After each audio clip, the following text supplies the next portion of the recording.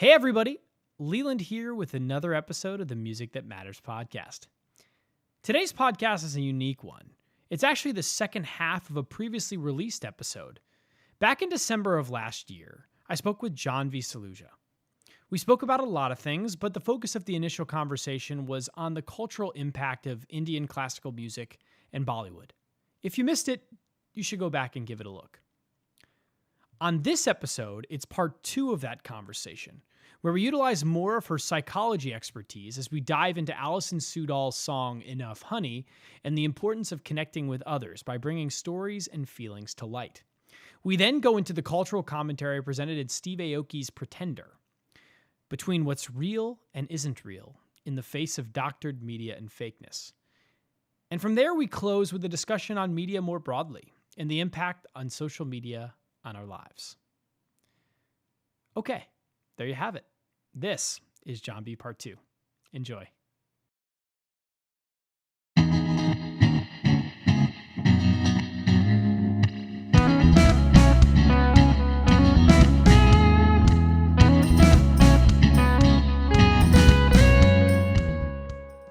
You're someone who studied psychology. Your Yeah. connection to mental health is quite, apparent.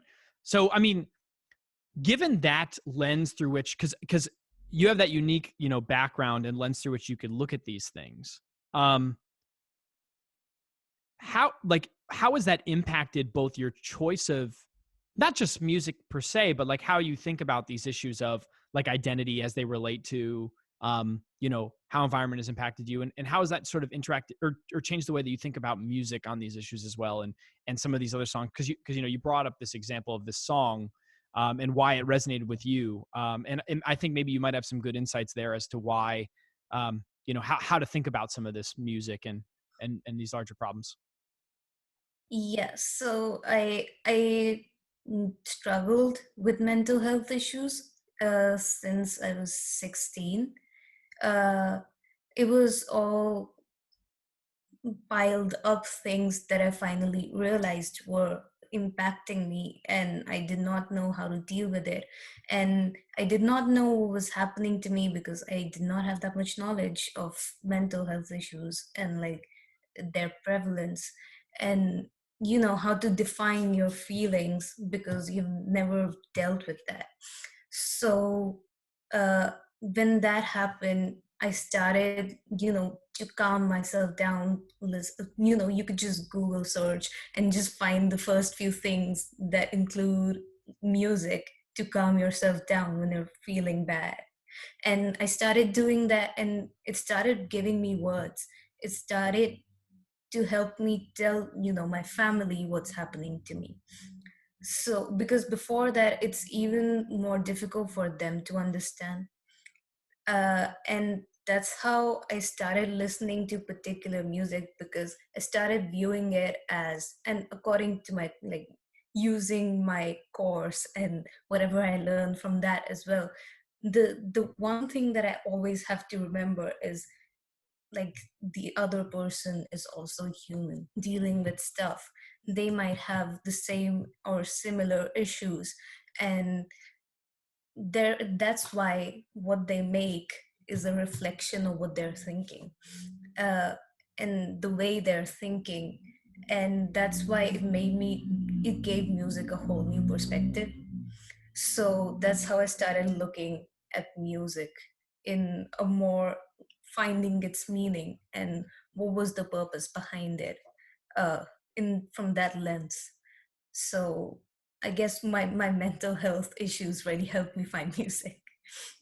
Yeah, and I'm sorry to hear that, but I do think that leading with that intentionality is a great thing, because I think that that is also something that, like, remembering that everybody is a human is such an important way of going about this, because I think one important thing is that I think that just on a personal level, I try to practice this as much as I can, is trying to think about how the differences in how people communicate. Because, like, I really Mhm. think that the way that I communicate is going to be different than the way that anybody else communicates. And so that's where a lot of these struggles come. Like, I really don't think that our differences are as large as they might seem, because of the way that the people communicate, right? Like, Yeah. for instance, like, if you're someone who's rather brash of a person, or like quick to, like, maybe you're just like more of a frustrated person, you've had a bad day, or you're just like, that's your general psyche, you might be more likely to say something like get away from me, or like speak in very direct terms. Whereas if you're Yeah. someone who's slightly more indirect, you might be saying, hey, you know I kind of need some time to myself, or whatever it might be, to communicate like these things to other people. And the way that you communicate, if the other person isn't giving you the benefit of the doubt slash trying to understand the ways that you communicate, it leads to misunderstanding so often. And I think that one of the fun ways that music helps me in interacting with that is that, like, it kind of does put you inside of the emotions of another person. And I think that a lot of these more resonant songs nail that emotion. Now, it's not the same experience that's going into it for each person. Obviously, everyone's unique experiences are different. But like, if I think a great artist can capture that feeling, and like what it actually, how it makes you feel, and then they can communicate it in an interesting way that makes you feel different things. So it's like really like the transfer of feelings and experiences that I really think is cool. But given that you've taken that lens through which to look at music, where has that led you? What have you found as a result of taking that kind of intentionality with the way that you look at music? Uh, because of that perspective, change in perspective of how I look at music, and through the music, the people who make it. You could say that I started understanding that a lot of times when you're dealing with mental health issues, it's almost as if your brain is lying to you. So you need to like draw a line between reality and like separate yourself from that, from some of your emotions, and see it as if how another person would see it, and see it as a thing, as if it's like a kind of disease that can be visible.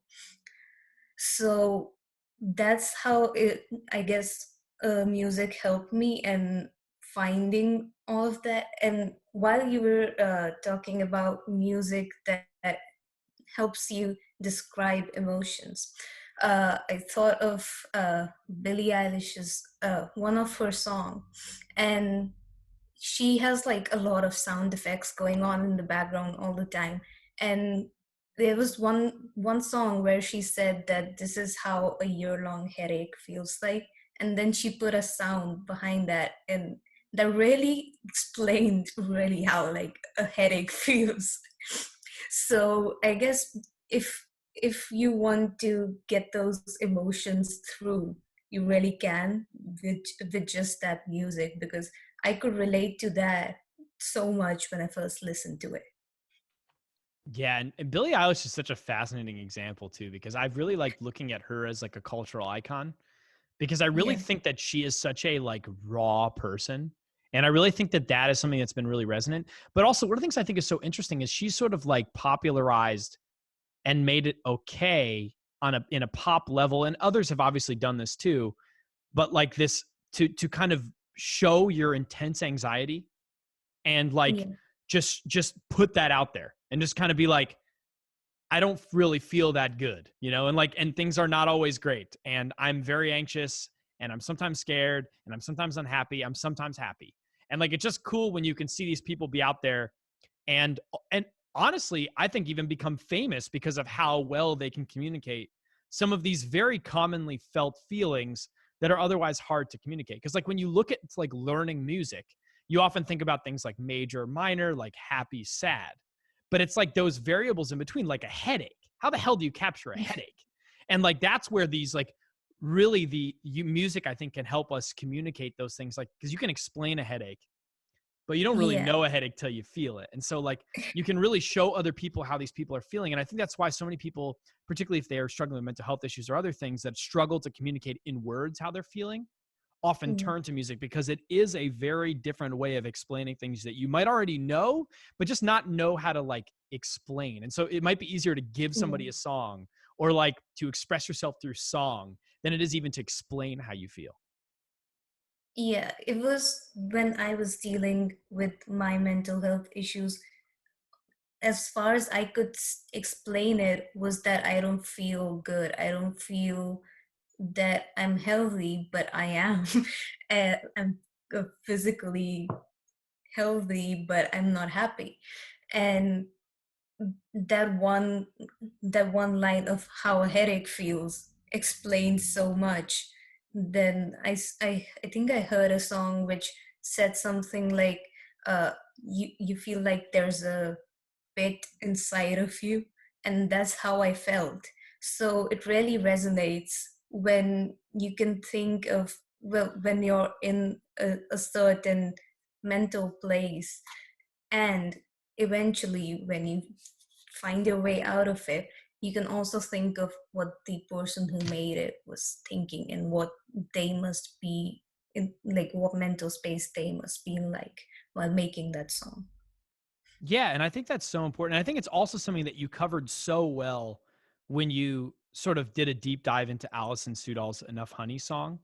It's just I think the idea of like, this these issues that you can then like help people understand, in your case, it maybe helps you understand these feelings and then maybe even be able to communicate them afterward. Um, that personified, because you also put it in context, right? Because it's like it's important to share these stories and feelings because you can people can find it useful, right? And like if for no other reason then they can look at it and go, oh, I'm not the only one. And like Yeah. and that is like such a powerful thing there. And I think it's something you touched on very well when you looked into Enough Honey too. While I was writing about, when I found enough honey, it mostly was a lot like, uh, as if we see a Billie Eilish song. It was so eerie. The whole video felt like it was trying to explain something, but you're also unsure.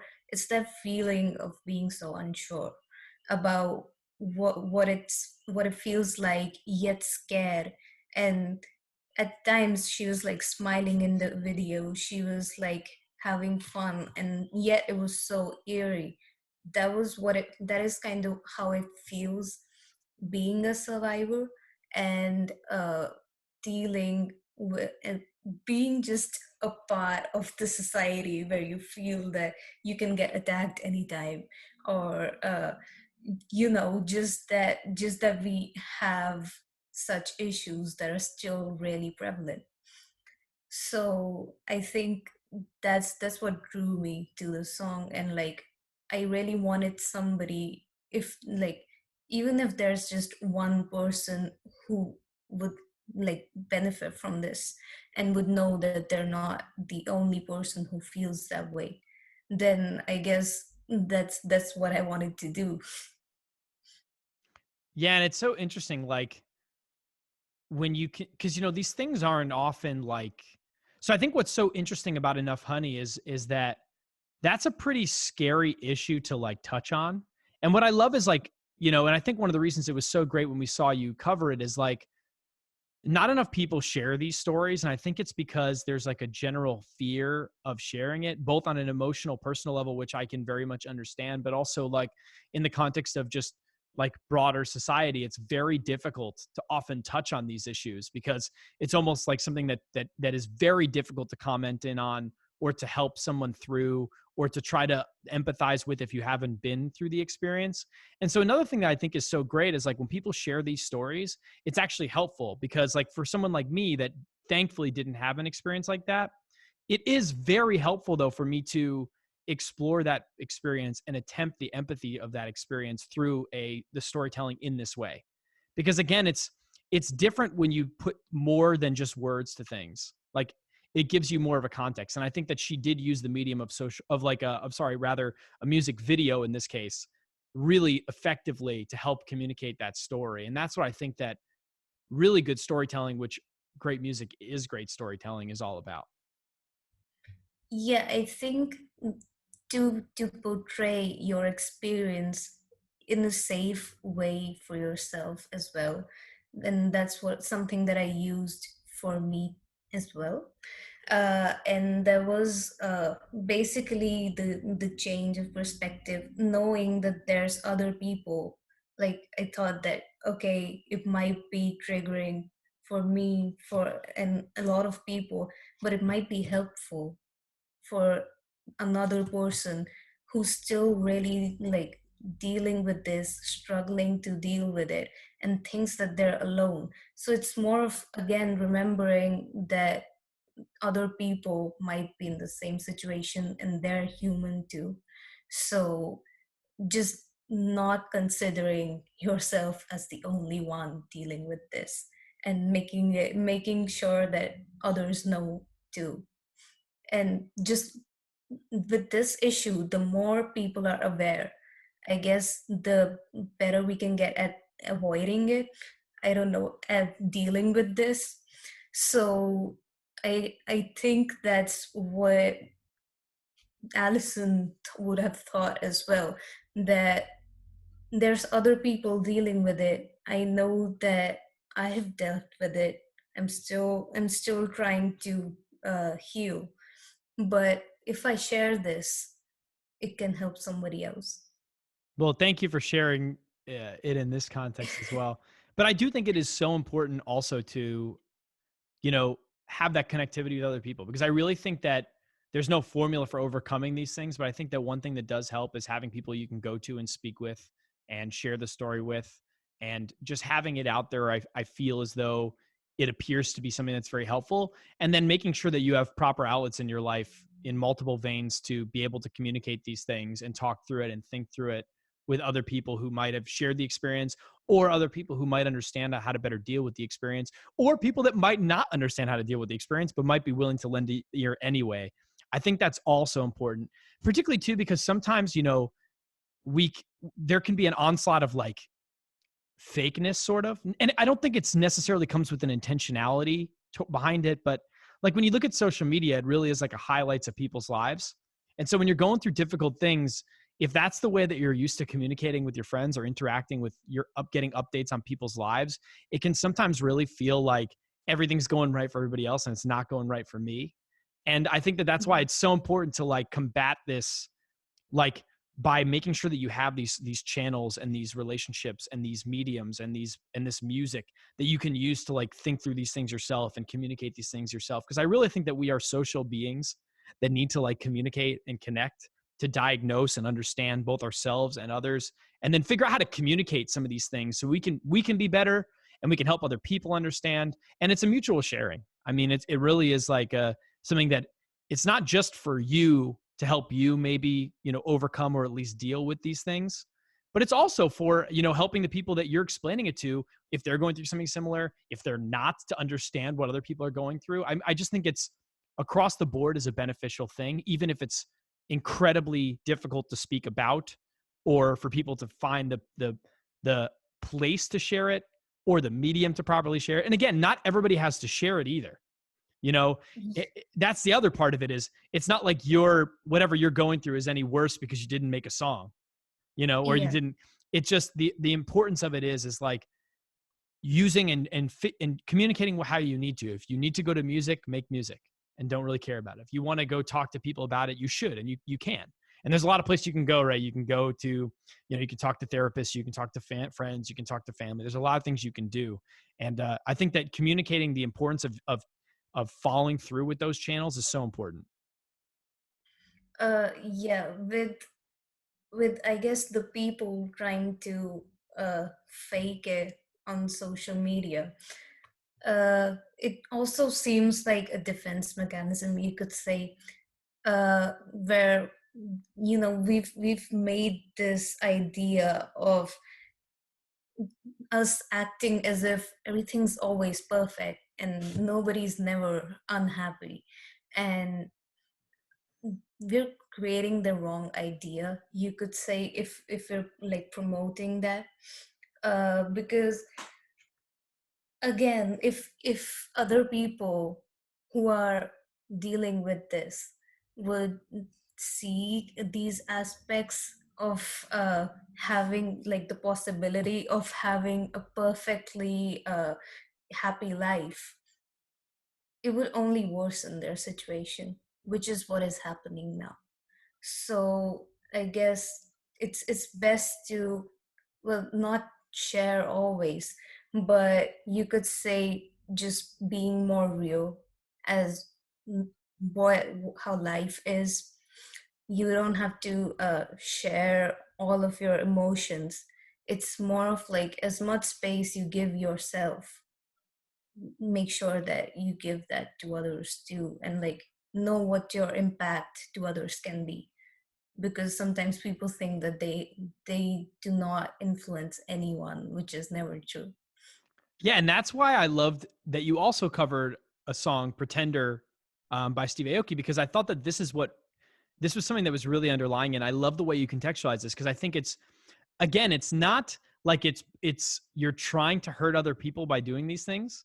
It's just you're Yeah. putting up this act that even like Aoki messes with, because it starts obviously with him in bed and he takes a selfie like rise and shine, like he's going to get up and attack the day, and then he immediately just goes back to sleep. And it's like showing that, like, remember, these are glimpses into people's lives and they're tailored to make you think of them in a specific way.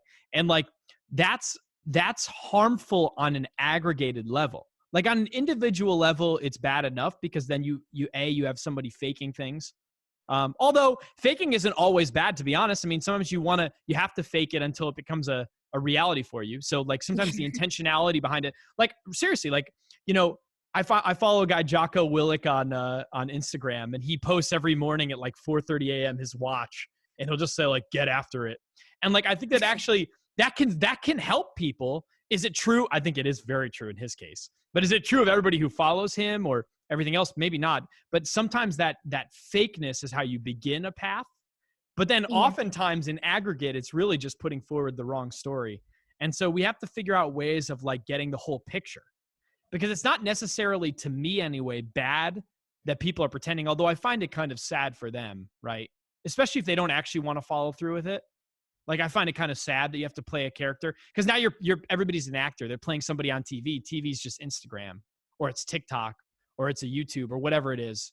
Uh, and they're not being themselves enough. That's a problem. But also, I mean, I do think it's tough because like you sometimes have to like force yourself into things as well. But it's about, to me, at the end of the day, it's about figuring out healthy ways of getting a full picture so that you can just remember that people are happy and they're sad, you know, and there's a Yeah. full spectrum there that you don't get to see every day because you're not with the person all day. You're with yourself all day. You're the only person that you're with all day. And so you see it in yourself. You don't see it in them. All you get is the glimpse.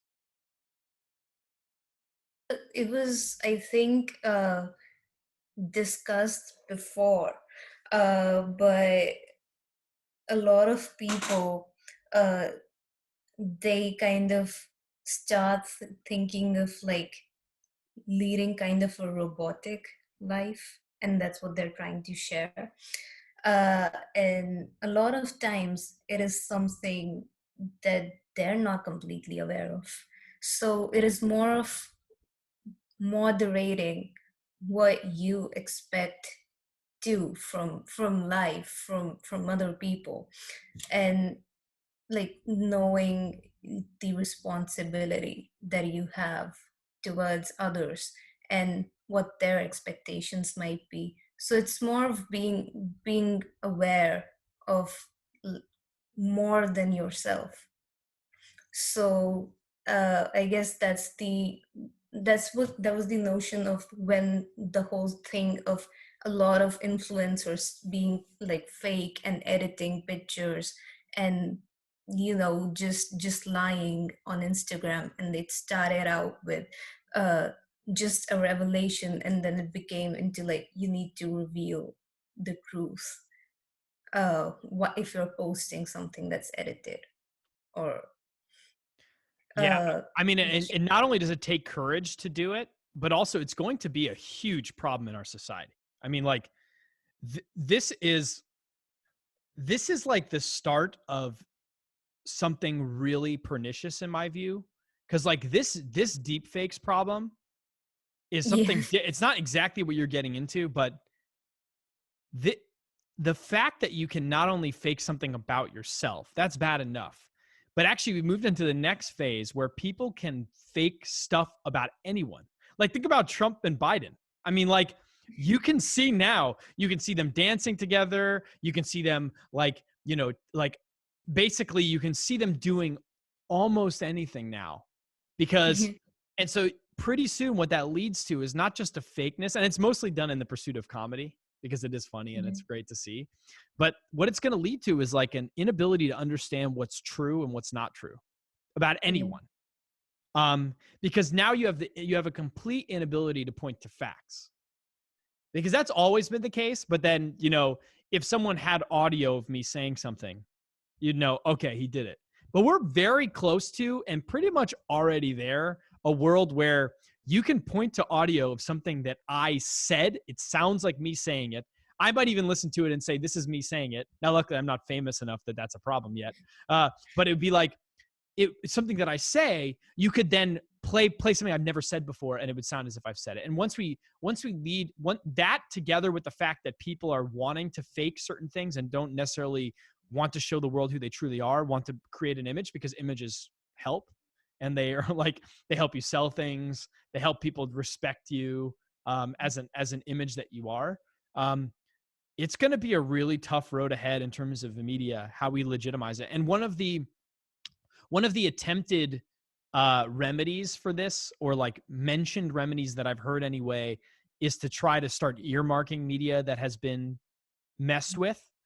Um, and hopefully maybe that would be a mechanism that we could explore in the future too, to get around this, where you'd see like an automatic watermark brought to you by like Instagram or whatever that Yeah. says like, this is, wait, just so you know, this has been edited. But then even that's going to be next to impossible to do at scale or to really understand. Um, but yeah, I think that, it's both that intentionality around the fakeness, but also now this whole new world of like, things can be faked so much easier. I mean, yeah, I mean, you can create incredible media these days and incredible sound these days using, your phone as an individual person. And so anyone can start escalating these stories or creating these images with impunity, and it's crazy. I think it is also like a complete change of reality and what we know about reality. So being online is, well, of course, since the pandemic, it has become the new reality. And with that, the trigger warnings and the remedies that they're starting to use, I guess they would be useful in bringing back the sense of what's real and what's completely made up, like the deep fakes. uh if if we change our sense of reality, then that would be catastrophic, because uh we kind of deal with situations from our own experiences, and we wouldn't have no idea of how to deal with stuff after that, because some things are just like not what a normal person would be doing every day. Like, any person would not be able to be consistently happy, consistently excited every single day and every moment of that time. And if others see that and consider that as the reality, they wouldn't know how to deal with that. So I think just the change in how we see and what we consider as real is the main issue. Yeah, and I think two thoughts jumped to my head about things that I've been thinking about a little bit. Because as I was thinking about like myself, actually, um, there have been pressures both from me and professionally, and I think actually, and I don't know how I feel about it. It might be good, it might be bad, to better segment myself. So I think that like what media has done in part is like taught us that we present ourselves in various ways, like, and they're all wrong, and they're all like subsets of who you are, but like maybe together you get an understanding. Like, for instance, I have my Instagram, right?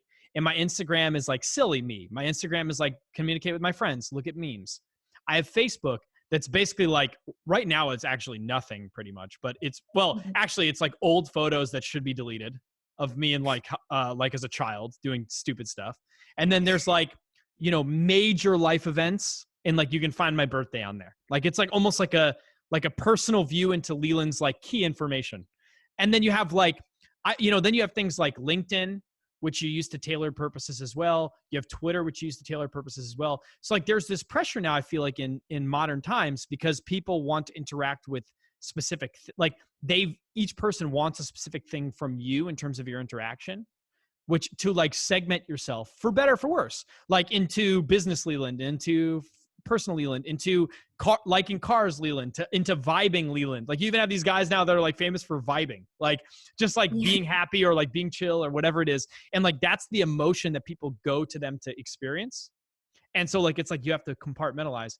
And then, you know, another thing that I think you brought up that I think is very interesting too is like the impacts that these can have, like in terms of how we're communicating collectively. Because like our shared experience now, and this has always been growing as media grew in influence too, but like our shared experience went from being like me and my friends, our shared experiences are all in person, right? To Yeah. being like, you know, it's a lot of movies. So like we talk about a lot of movies now, and we talk about like a lot of music now. Like shared experiences that we have, but are really the consumption of other experiences that were tailored for us, like stories that were given to us that we then believe is our collective experience. Like all our references being movies or all our references being XYZ. It's not like our life. These are from media that have been given to us. And so it's like to now we have this next level where our shared experience is like movies, it's memes, it's like, you know, it's Twitter feeds. It's like that is like where our shared experience is now. So when we get together with friends, we might even be reminiscing on like memes or like talking about the memes we saw this week or talking about the shows we watched on YouTube, or like the shared experience has gone from in-person experiences to being media-driven experiences, whether it's direct or indirect. And that's why I think too, like gaming has taken on a whole nother level as well. Like you had, you know, Fortnite, which was a revolution. You had Minecraft, which was a revolution because it was like people hanging out. It was their shared experience. It wasn't necessarily a game. It was their shared experience. Now you have like Among Us, and there are a number of others, and there will be many, many more. But I think that that's like the whole thing is we've moved into this like alternative spaces of interacting with our friends and with people we don't know too. These are our new public spheres, is media, all through media, all contextualized through media. Yeah, I think there's always the aspect of how we're moving forward, it being, you can term it as evolution, but if we're doing this, we can also limit it and see how it is impacting us. So if we have switched completely to our experiences being online, I guess it is time to switch to how that is impacting us as well. How we need to take care of how we think, how we behave with people online now, because that has an impact. Because we know how to talk with people, but how about chatting? So it's changed to how we interact and communicate in a completely different way. And I guess that's why we're having all these problems You that we're not nailed it. ready. You absolutely nailed it. And I think the only thing I'd add on top of that is that there's an additional enemy in this process as well. Where, and that's why I think, which is, I hate using this word, but it's the algorithms, right? So like you have to realize that like these mediums have not been made to optimize your happiness, although many of them have aspects that I believe personally make them beneficial and actually improve your happiness. The onus is now on you, because it can't be on anybody else, and you can't trust anybody else to do this, to figure out how you can best use the tools at your disposal in a healthy and happy way. Now, taking that into account, you have this additional problem, which is the people who built these mediums that you're using don't want to optimize for that. Again, you want to optimize for how it's healthy and happy for you, but they don't want that because they want to optimize for how you're going to use their tool the most. So they're literally trying to addict you. So you now have this problem where you've got the drugs in front of you, you know, to go back to our earlier example, you got the drugs in front of you, and now it's up to you to decide, you know, what you're going to do. Are you going to take the drugs every time? Are you going to, you know, are you going to take the cookie instead of the drugs? Like, what are you going to do? And like, and I think it is the reason that everything in life is not black and white. It's all gray. And that's the real problem here, because if social media were only bad, it would be a very, very easy resolution. It would be get rid of social media. But that is a ridiculous thing to ask for, because it's made life, the benefits of social media are huge. The connectivity benefits are huge. But the problem now, to your point, is we know how to live in normal society, but we're still figuring out the rules of the game and how to live in terms of these media environments. And it's a very complex, difficult situation. And I think that we have gone personally, and this is just a personal opinion, obviously. We're on a podcast, it's personal opinions. But I think that we've gone too far in terms of like letting the media run us. And like myself included, it is something that I am literally addicted to. Yeah. And it's hard because you don't want to have to go cold turkey because the benefits are too high. And I really can't go cold turkey. I mean, I could go cold turkey from some things, but I think it would A, really hurt my personal life. And B, it actually would probably hurt my professional life quite significantly as well. And so you can't get rid of these things. And at least personally, I don't really want to, but it's figuring out the rules of the game and how we can make this healthier for each other that's going to be key. And I think one of the first things that we can do to get to collectively is try to make on an individual level a push to share more real media. Because like, if we can at least just try to have more intentionality with what we're putting out there to other people on individual levels, we can maybe slowly over time try to reinforce those, because this is an issue I've talked about in other podcasts I've been thinking about robustly and I have no answers to, is these algorithms are built to show you crazy stuff. They're meant for getting your eyeballs, which is, and the way that they get you to look at things is going to be through anger. It's going to be through intensity one way or another. You're either looking at intensely cute things or you're looking at intensely angry things, right? And it's like, there's no spectrum to it. It's like in intensity, because that's what the most people are going to look at. Like, and the example I've used before that I love is like a car accident. Everybody slows down and looks at a car accident, but would you say that a car accident is good? Would you say that we need more car accidents on the road because everybody slows down to look at them? Absolutely not. You know, you need less car accidents. In fact, it's not only that you don't want more, it's that you need less. And what you want to do instead is have people look at the signs instead of the car accident. And so you need to have more signs on the road, so there can be more eyes on the signs and less eyes on the train, on the car wrecks, stuff like that, to use a really horribly executed metaphor. But I love the way that you thought about these things. I love the songs that you've presented to us, because I really do think that these are some examples, like Pretender. I love it for that reason. These are examples of the people who are putting these things out there, even showing remorse for having done it. And I think that is key, because this is like the path ahead always begins with understanding of the problem. And the only thing that keeps me optimistic is the fact that I think that we've at least begun honing into the problem. And so what we can do is, once we finally articulate the problem as a collective society, perhaps we can attack it. Yeah, with one thing that I did write in the article as well, was that at the end of the day, we just need to remember, like, just think of the fact of like, who is behind what we're seeing. Is it a person? And now they're bots. So is that even a person? And should we let that affect us? So I think at the end of the day, that should be how we're viewing it. Primary source information. It's so important. You're right.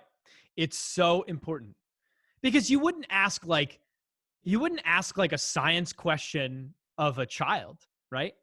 You know what I mean? Like, you wouldn't ask like a 5-year-old a question about like, I don't know, like physics, right? You would go to like someone, I don't know, who knows physics, who's got like a PhD in physics, who's like, you know, maybe an actual scientist, and you'd ask their opinion. And that opinion would be the one that you maybe would weigh above the 5-year-old. But either way, you'd want to know, who's saying this to me? And that's another aspect of this that we, you know, is really lost as well. And something that we're trying to hone into here as well is like trying to figure out how you can get back to that primary source information. And at least, because the first step in that direction, I feel, is at least understanding who is saying it. Yeah. Because a lot of times now, to your point, we don't even know who's saying it, because then the next step after that is to figure out whether we believe what they've said. But it's already hard enough just to know who said it. And then like from there, we can figure it out, because it's just like, it's so hard, because like opinion pieces have been interlaid with news. News has been interlaid with media. it's impossible to have one source of information that tells you everything. But then at the same time, if you have multiple sources, it's so hard to keep track. This is the media problem of today, and it's so interesting and exciting. But Jahnvi, I don't want to take any more of your time. Thank you so much. You're awesome. Keep up Thank this you good so stuff. much. This is lovely. Yeah, and thank you so much for sharing your experiences, like both in terms of like, your journey through mental health, but like not only personally, but also like how that has led you to find such amazing media. Because I think that the gift that you're giving to our readers and to people that follow you is as a curator. And I think more and more of us need to be curators of meaningful content in our lives. And that was sort of one of the things that has driven us at SOS, is like, as a collective of people, how can we have more intentionality about how we curate and put out good media to the world? Because like what you're sharing with your friends and what you're sharing with our readers is the stuff that means something to you, and in turn can mean something to them. So thank you. Thank you so much, because I love what you guys are doing. And it's like one of the most important things, and sort of the least we can do with all that's happening in the world. And if we do have this medium that is affecting us both ways, why not use it? So I guess it's great to be a part of it. Yeah, and we're so thankful you are. And thanks again for being on the podcast. You're an awesome guest. So thank you.